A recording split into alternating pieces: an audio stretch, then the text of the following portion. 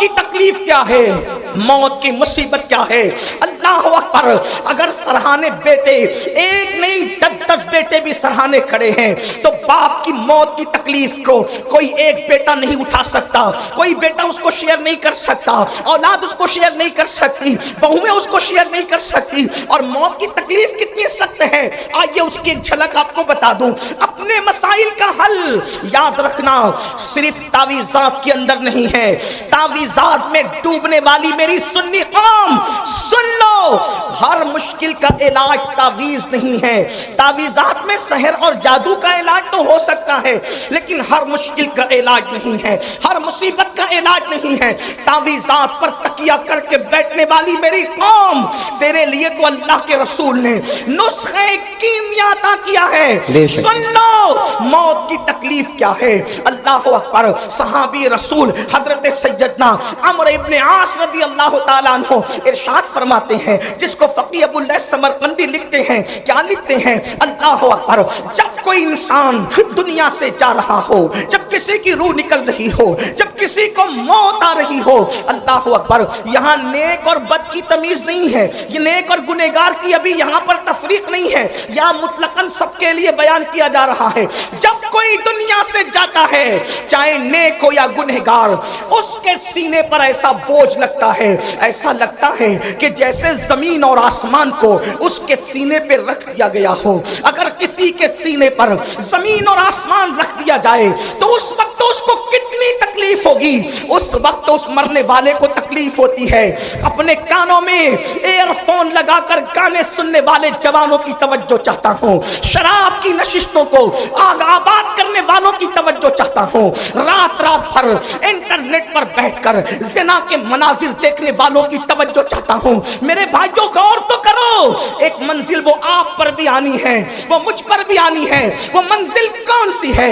وہ موت کی منزل ہے، وہ گھاٹی موت کی گھاٹی ہے، مرنا سب کو ہے۔ اللہ اللہ، صحابی رسول حضرت عمرو ابن عاص رضی اللہ تعالیٰ عنہ کہتے ہیں، زمین اور آسمان اگر کسی کے سینے پہ سمیٹ کر رکھ دیا جائے تو اس وقت جو اس کی تکلیف ہوگی وہ تکلیف مرنے والے کو ہوتی ہے۔ ذرا تصور کرو، اگر گھر کا پنکھا سینے پہ گر جائے ہم برداشت نہیں کر سکتے، اللہ اکبر، سینے پہ پتھر لگ جائے ہم برداشت نہیں کر سکتے، ڈرائیونگ کرتے وقت اگر کار کی اسٹیئرنگ سینے پر آ جائے ہم برداشت نہیں کر سکتے۔ اللہ اکبر، وہ کیفیت آپ پر بھی آنے والی ہے، وہ کیفیت مجھ پر بھی آنے والی ہے۔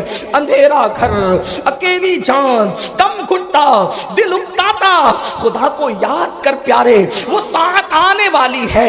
اللہ اکبر، سینے پہ زمین اور آسمان کو رکھ دیا جائے تو وہ تکلیف نہ ہوگی، مرتے وقت وہ تکلیف ہوگی۔ اس کے بعد حضرت سیدنا عمرو ابن عاص رضی اللہ تعالیٰ عنہ فرماتے ہیں، اتنی سی پہ بس نہیں، جب مرنے والا سانس لیتا ہے تو اس کو ایسا لگتا ہے کہ جیسے وہ ناک کے سوراخ سے سانس نہیں لے رہا ہے، وہ ناک کے سوراخ سے سانس نہیں لے رہا ہے، اس کو ایسا تنگ کر دیا جاتا ہے ناک کے سوراخ کو، اس کو یوں لگتا ہے جیسے وہ سوئی کے ناکے سے سانس لے رہا ہے۔ اتنا تنگ کر دیا جاتا ہے، اتنا تنگ کر دیا جاتا ہے کہ یوں لگتا ہے کہ جیسے وہ سوئی کے ناکے سے سانس لے رہا ہے۔ میرے پیارے آقا صلی اللہ علیہ وآلہ وسلم کے پیارے دیوانوں، اسی پر بس نہیں، حضرت سیدنا عمرو ابن عاص فرماتے ہیں، اللہ اکبر، اگر کسی کے پیٹ میں ببول کا درخت اگا دیا جائے اور پھر اس کی ڈنٹھل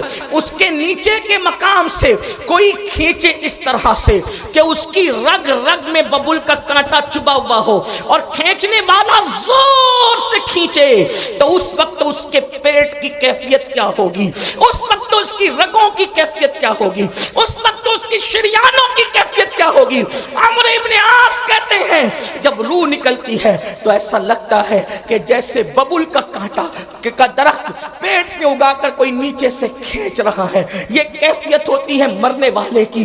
حضرت موسیٰ کلیم اللہ فرماتے ہیں، زندہ بکرے کی کھال ادھیڑی جائے تو اتنی تکلیف نہیں ہوتی جتنا تکلیف مرنے والے کو ہوتی ہے۔ اللہ کے سچے نبی غیب داں فرماتے ہیں، ایک انسان کو 313 تلواروں سے ایک ساتھ حملہ کر کے مارا جائے تو 313 تلواروں کی ضرب اتنا تکلیف نہیں پہنچاتی جتنی تکلیف انسان کو موت کے وقت ہوتی، یہ موت کی تکلیف ہے، اور اتنی پیاس لگتی ہے، اتنی پیاس لگتی ہے کہ اگر 7 سمندروں کا پانی منہ میں نچوڑ دیا جائے تو وہ پیاس کو کوئی بجھا نہ سکے، اور رشتہ دار چمچے چمچے سے پانی انڈیل رہے ہوتے ہیں۔ اب اس تکلیف، ایسی تکلیف کبھی دنیا میں سنی؟ ایسی تکلیف کبھی دنیا میں دیکھی؟ کبھی نہیں دیکھی ہوگی۔ کسی نے کتنا ستائے، کوئی کتنی تکلیف پہنچائے، کاروبار کتنا اجڑ جائے، کاروبار کو کتنی بھی تکلیف ہو جائے، کچھ نہیں، اور اس وقت تو کوئی تسلی دینے والا بھی نہیں۔ کوئی تسلی کیا دے سکتا ہے؟ کیونکہ کان بھی کام نہیں کر رہے ہیں، زبان بھی کام نہیں کر رہی ہے، ہاتھ پیر بھی کام نہیں کر رہے ہیں۔ اللہ کے غیب داں نبی صلی اللہ علیہ وسلم فرماتے ہیں اگر مرنے والے کے جسم کی طاقت نہ کھینچی جائے تو وہ پاگلوں کی طرح جنگلوں میں بھاگے، اور اس کی آواز ایسے نکلے جیسے بیل کاٹنے کے بعد جیسے وہ چیختا ہے، اس کے چیخنے کی آواز تم سنو۔ لیکن اللہ کی حکمت یہ ہے کہ وہ مرنے سے پہلے اس کے ہاتھ کی، پیر کی، چلانے کی طاقتیں کھینچ لیتا ہے تاکہ وہ ہاتھ پیر کو ادھر ادھر نہ کر سکے، تڑپ نہ سکے، بے چین نہ ہو سکے۔ اگر لوگ مرنے والے کی اس موت کی کیفیت کو جان لیں تو شادیاں کرنا چھوڑ دیں، شادی شدہ بیویوں کے پاس جانا چھوڑ دیں، فرمایا اچھے کپڑے پہننا چھوڑ دیں، اچھا کھانا کھانا چھوڑ دیں، اور لوگ استغفار کرتے ہوئے جنگلوں میں پاگلوں کی طرح بھٹکتے رہیں۔ مرنے والے کو موت کے وقت جو تکلیف ہوتی ہے وہ تکلیف جانوروں کو پتا چل جائے تو تم کو گوشت کھانے نہ ملے، جانوروں کی چمڑی سے ان کی ہڈی سے ان کی چمڑی لگ جائے، جانور جو ہے وہ گوشت ختم کر دیں، یہ کیفیت ہے مرتے وقت کی۔ لیکن اب سننا مسلمانوں، میرے اسی نبی نے جس نے یہ تکلیفیں بیان کی، فرماتے سورہ یاسین پڑھو، اگر تم قرآن کی تلاوت مرنے والے کے پاس کرو گے تو قرآن کی تلاوت کی برکت سے اس کی یہ سب تکلیفیں ختم ہو جائے گی، تکلیفوں میں آسانی ہو جائے گی۔ اب میں پوچھنا چاہتا ہوں، جس قرآن کی برکت سے، جس قرآن کی برکت سے موت کی تکلیف آسان ہو سکتی ہے، اس قرآن کی برکت سے زندگیوں کی تکلیف کیوں آسان نہیں ہو سکتی؟ اندازہ فرمائیں۔ اور پھر اللہ اکبر، اللہ اکبر، وہاں قرآن کی تلاوت وہ خود نہیں کر رہا ہے مرنے والا، توجہ کریں، قرآن کی تلاوت وہ خود نہیں کر رہا ہے، دوسرا کرے اس کے پاس بیٹھ کر، تو اس کو یوں برکتیں نصیب ہو جائے۔ جب دوسرے کی تلاوت کی برکتوں کا یہ عالم ہے، اگر انسان قرآن کی خود تلاوت کرے تو برکتوں کا عالم کیا ہو؟ قرآن کا دامن پکڑو اور قرآن پر عمل کرو، قرآن مقدس کی صرف تلاوت نہ کرو بلکہ قرآن پر عمل کرو۔ آپ یہ جو سنتے ہیں نا، قرآن کو تھامنے والی قوم، اے بوریا نشین قوم، وہ قوم جو عرب کی بوریا نشین تھی، وہ قوم جو نمک اور کافور میں فرق نہیں کر پاتی تھی، وہ قوم، اللہ اکبر، جس قوم نے غربت میں زندگی گزاری، جب ان کے پاس قرآن آیا اور انہوں نے قرآن کا دامن پکڑا تو قرآن کا دامن پکڑ کر وہ لوگ جو عرب کے بوریا نشین تھے کیسر و کسریٰ کے تاجدار بن گئے۔ کیسر و کسریٰ کے تاجدار کس نے بنایا؟ قرآن کو تھامنے نے۔ آج میں اپنی قوم کو پہلا پیغام یہ دینا چاہتا ہوں، قرآن تھام لو، قرآن پکڑ لو۔ صرف تیجے 10ویں 20ویں پہ قرآن پڑھنے کی کتاب نہیں، بلکہ قرآن روز پڑھیں، اور کنز الایمان ترجمے کے ساتھ پڑھیں۔ قرآن کو ترجمہ کنز الایمان کے ساتھ، اردو زبان میں جو صحیح ترجمے ہوئے ہیں اس میں صحیح ترین ترجموں میں صفحے اول پہ جو ترجمہ ہے اس کو کنز الایمان کہتے ہیں۔ کنز الایمان کو اپنی زندگی میں شامل کرو، کم سے کم ایک صفحہ پڑھو، اور صرف اس لیے نہیں، تلاوت کی نیت سے نہیں، یہ بات یاد رکھنا، صرف اس کو پڑھ کر سمجھو، اور سمجھ کر کے ساتھ میں صد الافاضل، فخر الاماثل، علامہ سید نعیم الدین مراد آبادی کی جو مختصر تفسیر ہے خزائن العرفان شریف، آپ کے مراد آباد کے وہ عظیم ہستی بلکہ آرام بھی فرما رہے ہیں، اللہ اکبر، وہ تفسیر بھی پڑھو، بہت شارٹ میں بہت خوبصورت اور جامع تفسیر ہے، اور پھر اس کو اپنی زندگی میں داخل کرنے کی کوشش کرو۔ آپ سے پوچھتا ہوں، جو قرآن کی آیت لکھ کے سینے پہ لٹکا لے، جب اس کے مسائل حل ہوتے ہیں تو جو قرآن کو اپنی زندگی میں داخل کر لیں، جو قرآن کو اپنی زندگی میں شامل کر لیں، آپ جانتے ہیں قرآن اگر پڑھو گے تو قرآن پڑھنے کی برکت سے لوگوں کا خوف دل سے نکلے گا. قرآن کی تلاوت کرو گے زبان پر سچائی جاری ہوگی. قرآن کی تلاوت کرو گے آپ کی شخصیت باروب بنے گی. قرآن کی تلاوت کرو گے آپ کی شخصیت با اثر بنے گی. قرآن کی تلاوت کرو گے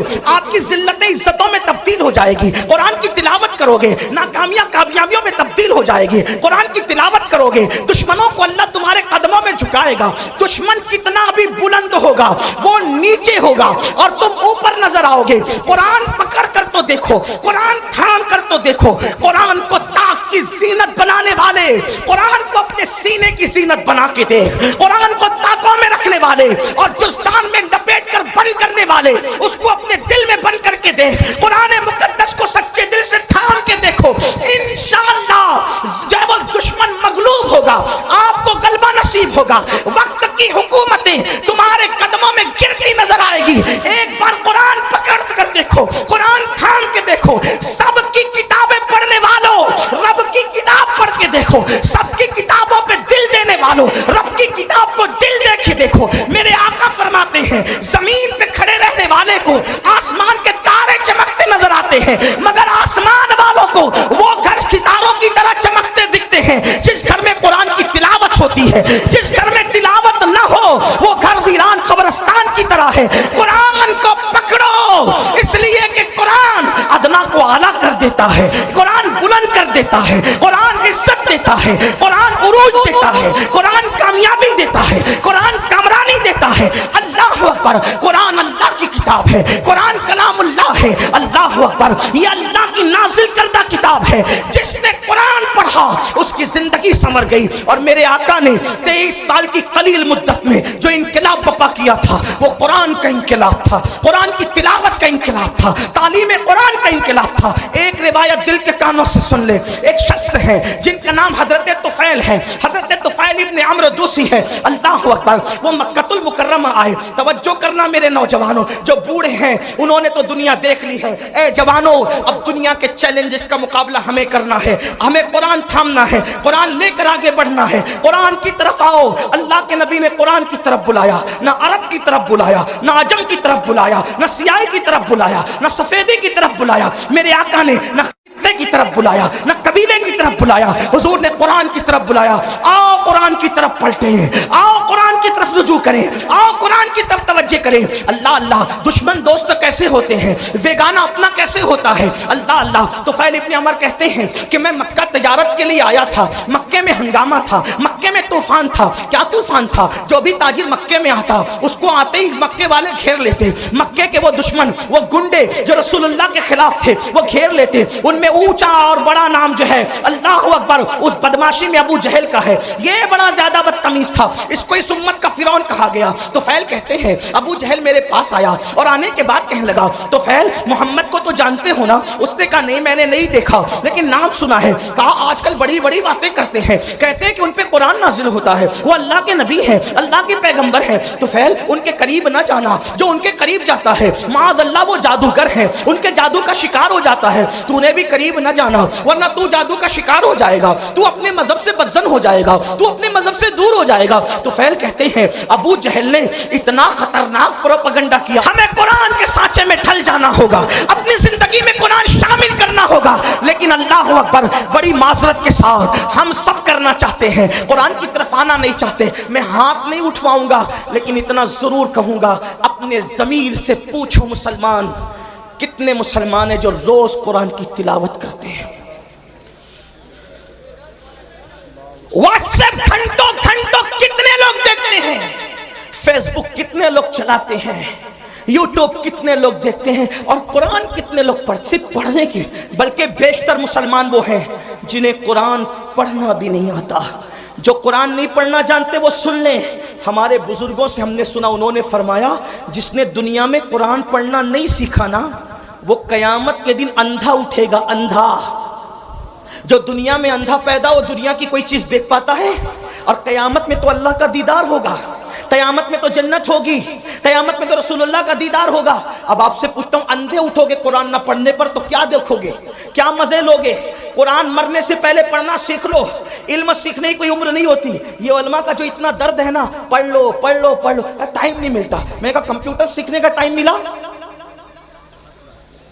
ڈاکٹر بننے کا ٹائم ملا، انجینئر بننے کا ٹائم ملا، وکیل بننے کا ٹائم ملا۔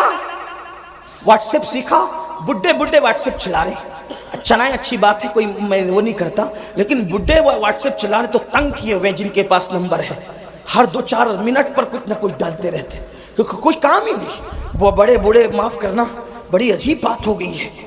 نوجوان تو جہاں بیٹھے وہاں، بلکہ اب تو لوگ اسٹیج پر بھی موبائل سے نظریں نہیں ہٹاتے، وہ اس پہ گھسے ہی رہتے ہیں۔ حالانکہ فرمایا گیا جب رسول اللہ کی بات ہو رہی ہو تو اس بات کا احترام ایسے ہی کیا جائے جیسے اگر حضور ہمارے سامنے ظاہر میں موجود ہوتے تو حضور کا کتنا احترام کرتے۔ حضور کی باتوں کا بھی اتنا ہی احترام ہونا چاہیے۔ کیا موبائل موبائل موبائل کا نشہ کاری ہے ایک دم، اور لوگ ہنستے ہیں اصلاح کرنے پر۔ حضور کی باتیں ہو رہی ہے، موبائل میں ہے، موبائل لے کر کے کھڑے، موبائل لے کر کے بیٹھے۔ اللہ کے بندو، جب پتہ ہے کہ بیان ریکارڈ ہو رہا ہے، اس میں مل جائے گا، تم اپنا وقت ضائع کیوں کرے؟ تمہاری پوری توجہ موبائل پر ہے، تمہاری توجہ حضور کے فرامین پر کب ہے؟ محروم نہ بنو، آداب سیکھو، زندگی گزارنے کا طریقہ سیکھو۔ عرض کیا کر رہا تھا؟ غلط پروپیگنڈا ہونے دو، قرآن سیکھو، قرآن اپنی زندگی میں شامل کرو۔ اور فقیر کی بات لکھ کے رکھنا، قرآن جس دن مسلمان کی زندگی میں شامل ہو جائے اس دن ہمارے لیے انقلاب کا دن ہوگا، اس دن ہمارے لیے ترقی کا دن ہوگا۔ قرآن تھام لو، سیکھ لو، اور قرآن سیکھنے کے لیے کوئی اچھا عالم مل جائے، 3 مہینے سے زیادہ کا وقت نہیں لگتا، 3 مہینے میں قرآن پڑھنا سیکھو۔ اور اچھے سے اگر 5 پارے پڑھ لیے کسی اچھے عالم سے تو آگے کے 25 پارے آپ خود پڑھ سکتے ہو۔ اس لیے میری گزارش ہے، یہ رجب کا مہینہ چل رہا ہے، اتنے ہزاروں کے مجمع سے اگر آپ یہ کہتے نا کہ امیر القادری ہمارے پیر پکڑے گا تو ہم قرآن پڑھ لیں گے، تو اللہ کی عزت کی قسم کھا کے کہتا ہوں، میں آپ کے پیر پکڑ کر کہتا کہ قرآن پڑھ لو۔ ڈاکٹر بنو، ٹیچر بنو، انجینئر بنو، سب بنو، لیکن پہلے قرآن کے قاری بنو، کیونکہ ساری ڈگریاں قبر کے باہر رہ جائے گی، جو ڈگری قبر کے اندر کام آئے گی وہ ایمان کی ڈگری ہوگی، جو ڈگری قبر تک جائے گی۔ بلکہ جو قرآن دنیا میں پڑھتا تھا اس کو قبر میں بھی تلاوت کا شرف نصیب ہوگا، قبر میں بھی وہ قرآن پڑھے گا۔ قرآن سے شوق پیدا کرو، قرآن سے ذوق پیدا کرو، اور جب قرآن پڑھنے لگو گے تو میری بات پر آپ کو یقین آئے گا۔ آج نہیں آتا، آپ کو قرآن کے بغیر اچھا ہی نہیں لگے گا۔ قرآن آپ کو بڑا خوبصورت، اللہ کا کلام ہے میرے بھائی، اللہ کا کلام کیا چیز، اللہ کا کلام، اللہ کا کلام ہے۔ یہ بات کہہ دوں، خدا سے اچھا کوئی نہیں، اس کے کلام سے اچھا کسی کا کلام۔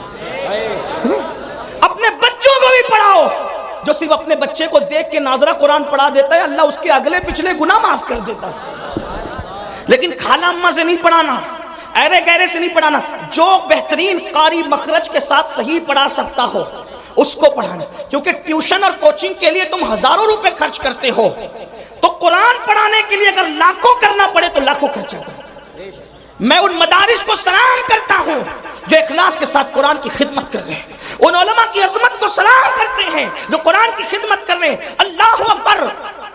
دشمن نے غلط پروپیگنڈا کیا، ابو جہل نے، طفیل اتنے اس سے متاثر ہو گئے، کانوں میں روئی ٹھوس لی، روئی ڈال لی کان میں۔ توجہ کرنا، بہت بڑی ذمہ داری ہمارے سروں پر ہے مسلمان جوانوں، کانوں میں روئی ڈال لی اس نے، طفیل نے، اور اس کے بعد سوچا کہ حضور کی آواز میرے کان میں نہیں آنا چاہیے، میں ملوں گا بھی نہیں، ان کی بات سنوں گا بھی نہیں۔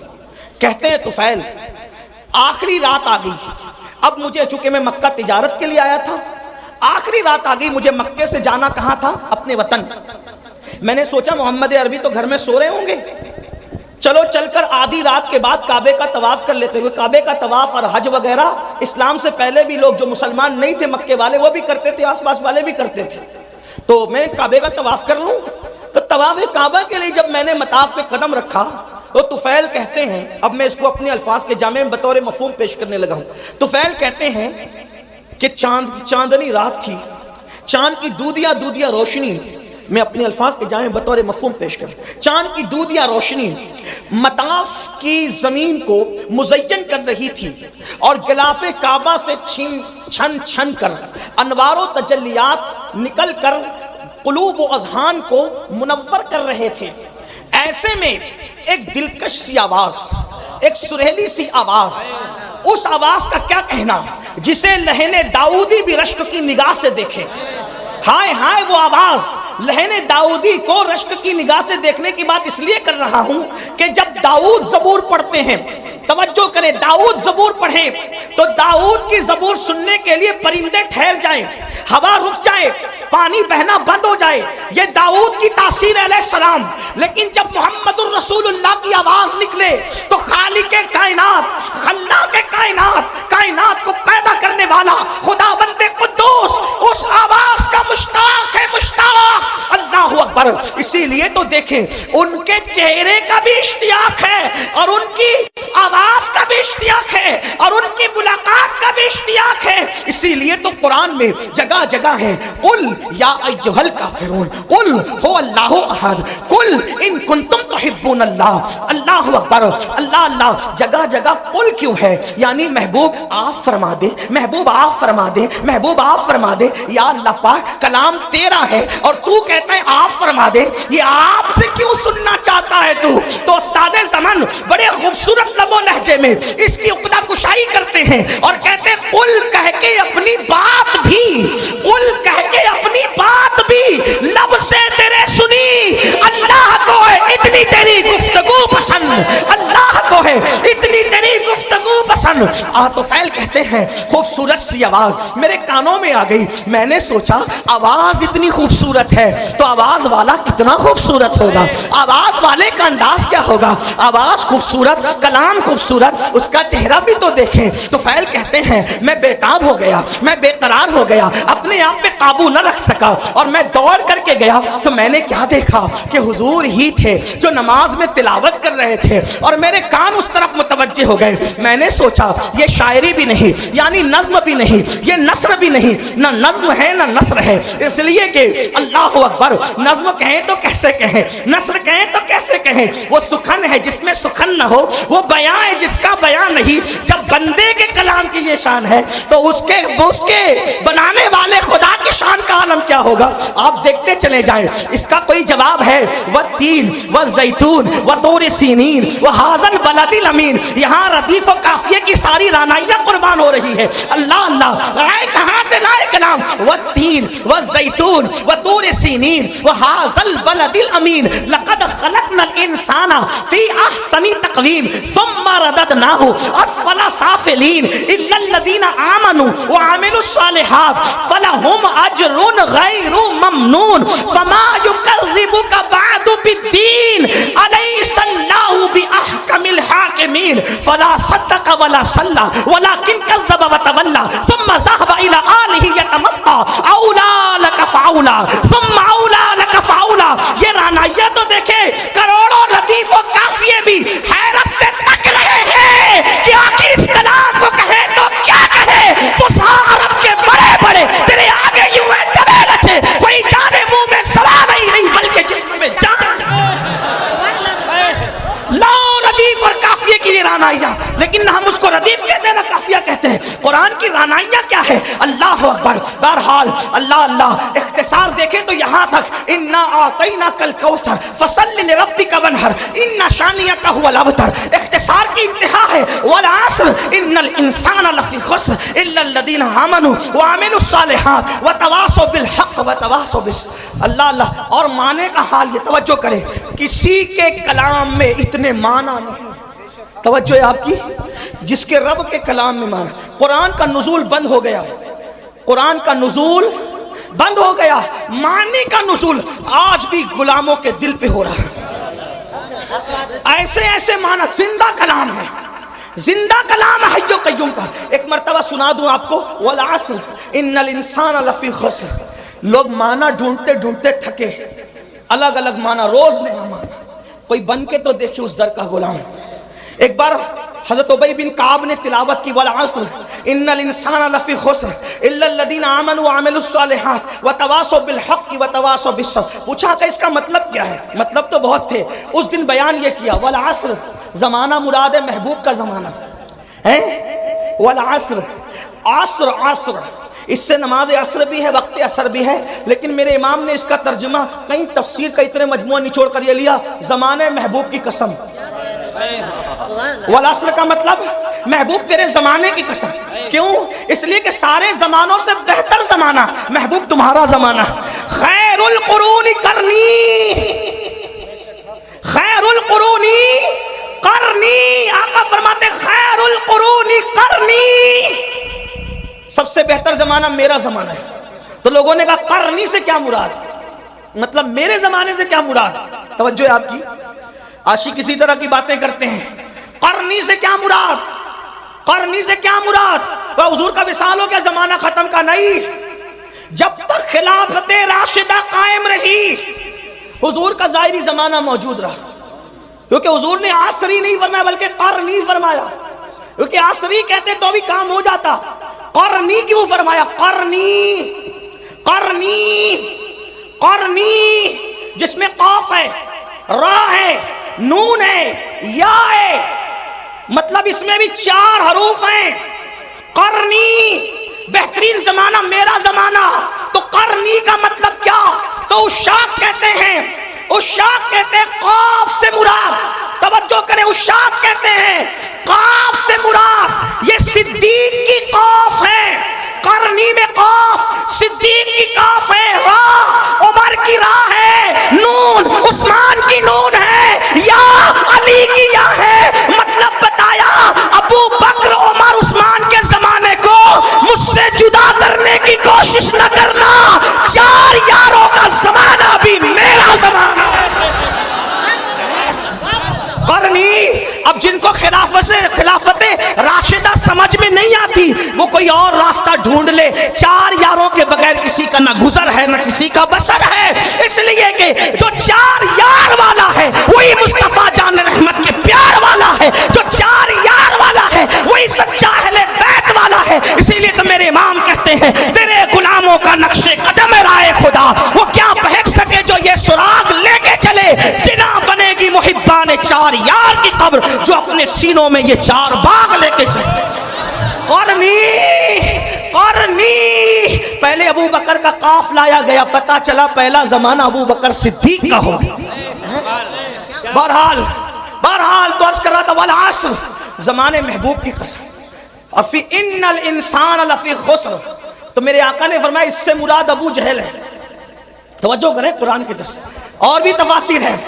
یہ جو میں جہاں سے پڑھ رہا ہوں یہ علامہ مومن شبلنجی سے پڑھ رہا ہوں، ان کے حوالے سے. ہاں تھوڑا سا حوالہ بھی میں آپ سے پیش کر رہا ہوں تاکہ آپ کو یہ نہ لگے کہاں سے کہہ گئے. تو جہاں سے کہہ گئے انٹرنیٹ پہ سرچ کر لینا، آپ کو کتاب ملے گی. ان الانسان لفی خسر، فرمایا انسان خسارے میں ہے. جو تو سب خسارے میں جو بھی اس جماعت کے ہیں، لیکن اس میں فرمایا ابو جہل اس میں پہلے نمبر پر ہے. پھر کیا کہا؟ ان الذین آمنوا الا الذین آمنوا الا الذین آمنوا، جو ایمان لائے کا اس سے ابو بکر صدیق ہے. وعملوا الصالحات کا اس سے عمر مراد ہے. وتواصوا بالحق اس سے عثمان مراد ہے. وتواصوا بالصبر اس سے سید السادات علی مرتضیٰ مراد. 4 یار کی شان قرآن یوں بیان. لوگ کہتے ہیں قرآن میں کہاں 4 یار، ہم کہتے ہیں قرآن میں رسول اللہ نے بیان. اور علامہ مومن شبلنجی کہتے ہیں کہ جو یہ کتاب میں ذکر کر رہا ہوں یہ میں نے اہل بیت کے لیے خالص کی ہے. بہرحال اللہ اکبر عرض کر رہا تھا کہ قرآن کا معنی آج بھی نازل ہو رہا ہے. تو حضرت طفیل کہتے ہیں میں نے سوچا آواز اتنی خوبصورت ہے، آواز اتنی خوبصورت ہے.